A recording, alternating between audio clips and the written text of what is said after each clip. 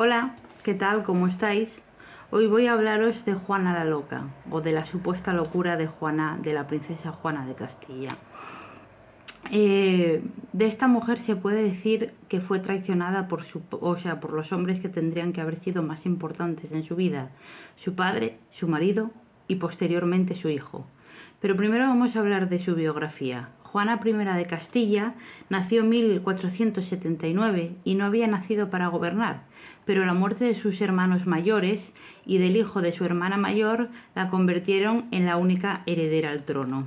Juana tuvo una educación exquisita, aprendió música, religión, protocolo, recibió instrucción de Beatriz Galindo, que era una de las mujeres más inteligentes y más cultas de la época.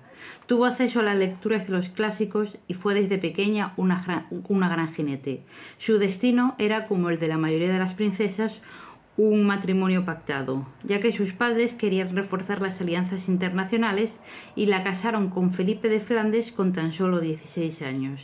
Juana llegó a Flandes con un séquito muy numeroso y nunca antes había visto al que sería su marido. Los problemas para Juana empezaron porque Felipe la engañaba continuamente, la separó de todas sus sirvientas, no tenía nadie con quien hablar en su idioma ni ningún conocido y la dejó completamente marginada. Como dije antes, Juana murió cuando murieron sus hermanos mayores y el hijo de su hermana mayor. Juana se convirtió en heredera al trono de Castilla en 1500. Solo entonces empezaron a correr bulos sobre su salud mental y sobre su capacidad para gobernar. Juana volvió a Castilla con Felipe el Hermoso porque necesitaba recibir la instrucción por parte de su madre para que pudiera formarse como futura reina. Pero Felipe de Flandes, Felipe el Hermoso, regresó a Flandes porque no le gustaba la vida en Castilla, decía que era muy aburrida y prefería vivir en Flandes.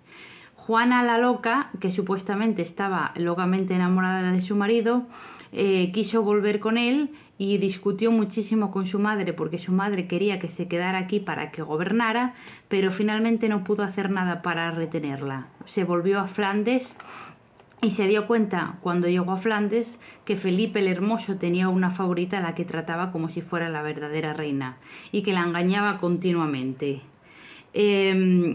Felipe sabía que esto hacía sufrir a Juana, pero no seguía comportándose de la misma manera.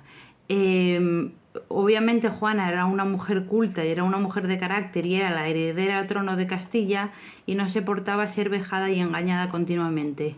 No es extraño que ella o cualquiera en su lugar tuviera algún episodio de rabia o de ira, que fue aprovechado muy convenientemente por Felipe el Hermoso para dejarla como una loca y no ser simplemente él un consorte de la reina, sino ser el verdadero rey de Castilla con todas las potestades para gobernar.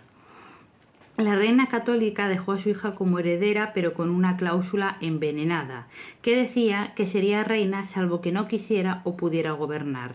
Este no pudiera gobernar fue aprovechado por su padre, Fernando el Católico, para ampararse en la locura de su hija, en la supuesta locura de su hija, de la que habían empezado a correr bulos, muchos de ellos infundados, para quitarle el poder y que no pudiera gobernar nunca.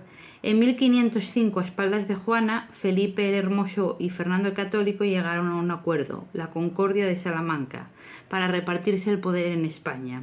Sin embargo, por la Concordia de Villafáfila, Fernando se retiró a Aragón y Felipe de Flandes fue proclamado rey, Felipe I de Castilla. Pero se negaba a ser un simple consorte y ya entonces intentó utilizar la supuesta locura de Juana para que le retiraran el poder, pero las Cortes de Valladolid se negaron a declarar loca a Juana. Poco después, Felipe murió con tan solo 28 años.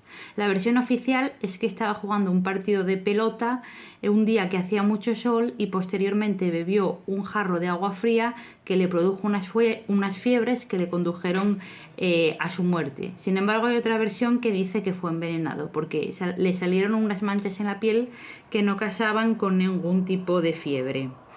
En cuanto murió, no fue enterrado. Todos sabemos que Juana no enterró inmediatamente ni a corto plazo el cadáver de su marido, y muchos historiadores dicen que esto es porque estaba loca.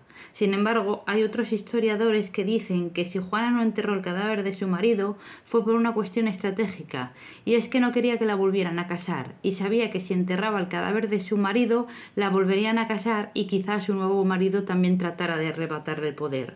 Por lo tanto, según algunos historiadores, no era una cuestión de locura, sino estratégica. En 1509 fue recluida en Tordesillas y ahí estaría recluida por décadas. Felipe fue finalmente enterrado en 1525 y nada más desembarcar en Asturias, Carlos I fue a verla. Juana le cedió o fue obligada a cederle el poder político para gobernar en su nombre. Hay que decir que los comuneros en esta época acudieron a ver a Juana de Castilla para pedirle que no le cediera el poder a su hijo, a no ser que se atuviera a las leyes de Castilla.